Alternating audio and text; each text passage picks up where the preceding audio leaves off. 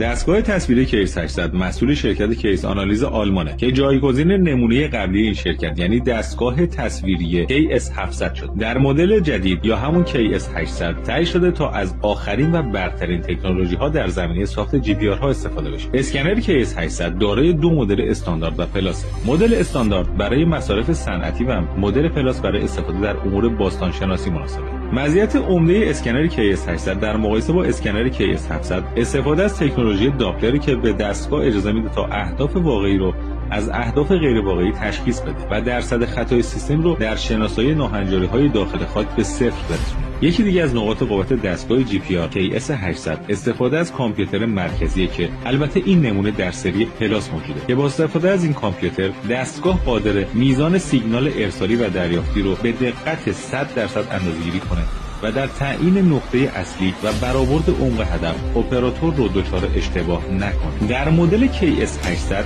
استاندارد عمق تقریبا برابر با KS 700 در حالی که در فلزیاب KS 800 پلاس عمق تا 80 متر افزایش یافت. اگه میخواد با سیستم های برند جهانی آشنا بشید همین حالا شرکت پایدار معدن رو فالو کنید.